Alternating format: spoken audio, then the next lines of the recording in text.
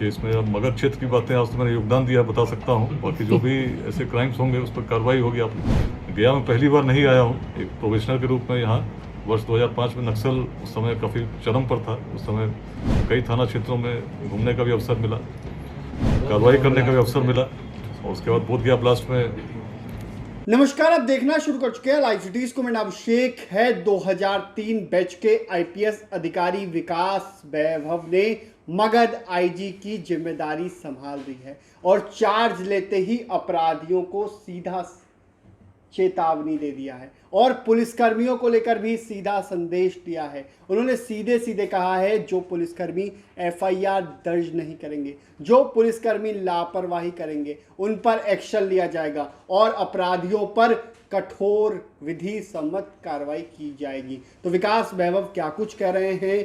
गया जी में उनका ऑफिस है, मगध आईजी का ऑफिस है, ऐसे में उन्होंने क्या कुछ कहा है, पहले आप वो सुनिए। योगदान देने का अवसर मिला है और आज मैंने पुलिस महानिरीक्षक मगध क्षेत्र के रूप में योगदान दिया है।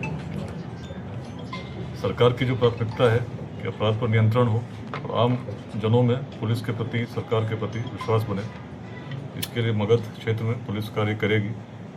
और जो मेरे पुलिसिंग का अनुभव रहा है, किस प्रकार से एक आम व्यक्ति को बिना पक्षपात के थानों में न्याय मिल सके, किस प्रकार से अपराध पर नियंत्रण हो सके, उसके अनुसार कार्रवाई करने का भी प्रयास करूंगा। सर, मगध क्षेत्र के थाने में जब कोई आवेदन लेकर जाते हैं तो आवेदन की रिसीविंग भी नहीं मिलता है, ऐसा क्यों होता है sir?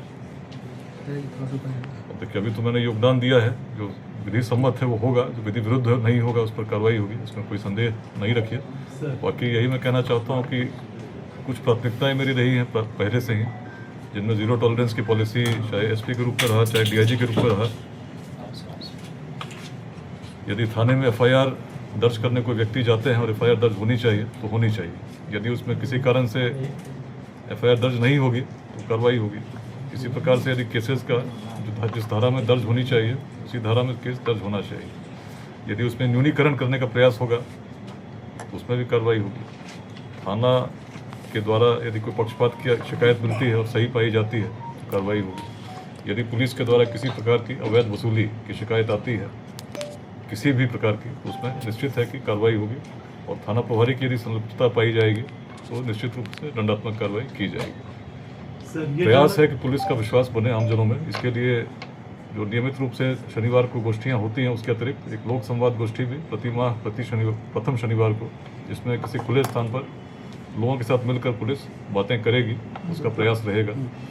Senior citizens, non resident Indians, ऐसे बिहार के लोग जो बाहर रहते हैं, पर्यटक, इन पर विशेष प्राथमिकता दी जाएगी और इन लोक संवाद गोष्ठियों में भी उन्हें आमंत्रित किया जाएगा ताकि अपने क्षेत्र की पुलिस व्यवस्था में उनके सुझाव भी हम ले सकें।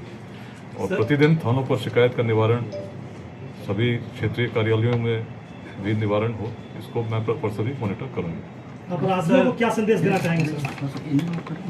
देखिए, जो विधि विरुद्ध जो भी होंगे उन पर बड़ी कठोरतम कार्रवाई की जाएगी, शीघ्रता के साथ की जाएगी। और मुझे पूरा विश्वास है कि मगध क्षेत्र में जो सरकार की प्राथमिकता है उसको पूरा करने में पूरा पुलिस परिवार समर्पित रहेगा और तीव्रता के साथ कार्रवाई करेगा। सर, ये जानना चाहूँगा कि बेगूसराय के कोर्ट ने एक आदेश जारी किया था जिसमें एक पहले अफसर हैं जिनका नाम लेके जाँच की आदेश दिया गया, वो जाँच अब आप करेंगे या कोई और करेगा?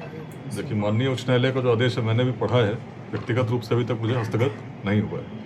जो आदेश है स्पष्ट है, आप भी जानते हैं, तो जो आदेश है उसको तो पालन करना ही है और मेरा सौभाग्य है कि इस प्रकार का विश्वास माननीय उच्च न्यायालय ने किया है।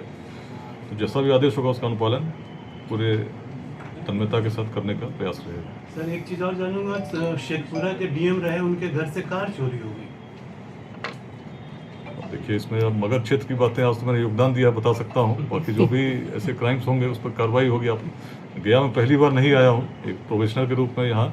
वर्ष 2005 में नक्सल उस समय काफ़ी चरम पर था। उस समय कई थाना क्षेत्रों में घूमने का भी अवसर मिला, कार्रवाई करने का भी अवसर मिला, और उसके बाद बोधगया ब्लास्ट में लंबे समय तक इसी क्षेत्र में रहा हूँ। लोगों से बातचीत भी हुई और बोधगया ब्लास्ट का कंक्लूजन भी हुआ, उसमें लोगों को सजा भी मिली, उम्र कैद हुई।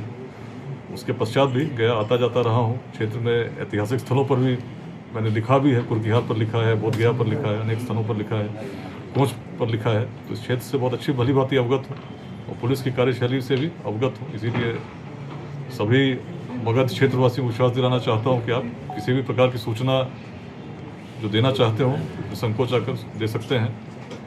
कार्यालय अवधि में प्रतिदिन लोग आकर मिल सकते हैं और इसके अतिरिक्त जो भी सूचना है सरकारी फ़ोन भी लोगों के पास है, उस पर भी मैसेज के माध्यम से या बहुत अर्जेंट होने पर फ़ोन भी कर सकते हैं। सर मगध का इलाका झारखंड से भी जुड़ा है, शराब माफिया भी काफ़ी सक्रिय रहते हैं, उस पर कार्रवाई के लिए क्या आपको सोचा है? लेकिन वही का जो भी विधि विरुद्ध होगा उस पर कार्रवाई सुनिश्चित होगी और इसीलिए पुलिस की प्राथमिकता होगी। धन्यवाद। तो आपने सुना कि विकास वैभव ने क्या कुछ कहा है, सीधे सीधे अपराधियों को संदेश दिया है और कहा है कि कठोर से कठोर कानूनी कार्रवाई की जाएगी। पुलिसकर्मियों को भी सीधा संदेश है, लापरवाही करने वाले पुलिसकर्मी सस्पेंड होंगे और अच्छा काम करने वाले पुलिसकर्मी सम्मानित होंगे। बने रहिए लाइव सिटीज के साथ, हमारे यूट्यूब चैनल को सब्सक्राइब करिए, फेसबुक पेज को लाइक, धन्यवाद।